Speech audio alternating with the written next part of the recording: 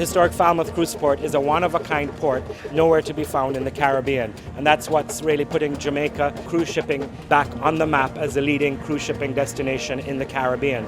And you're right here on the main street, Falmouth Street, and this takes you right into the rail town of Falmouth, which was the original town way back in the early 18th century when Falmouth was a thriving historic port town.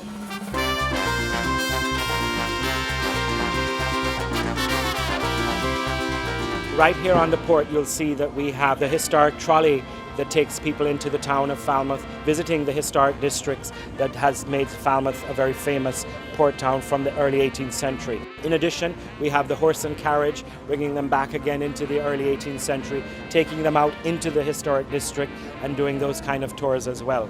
Right here also, the amount of shops that you've seen when you come off, we have international jewelers to local duty-free merchants to an abundance of one-of-a-kind stores that all the passengers can feel free to browse.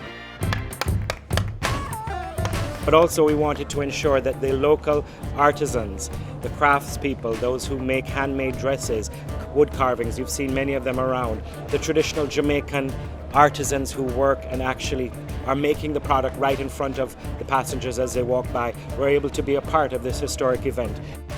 Falmouth is centrally located, so it's a great part of the island to venture into further west into Montego Bay or east into Ocho, Rios, two other big tourist destinations here on the island. It's so important to visit outside of the port to see what's offered. The famous Dunn's River Falls in Ocho Rios, swimming with the dolphins in Negril or Montego Bay. Chukka Adventure Tours gives a great big package of off-terrain excursions. Bikes, the dune buggies, the kayaking, the water slides, river tubing, all of that for the more active vacationer can experience that as well. History has been made, it's a fantastic feeling.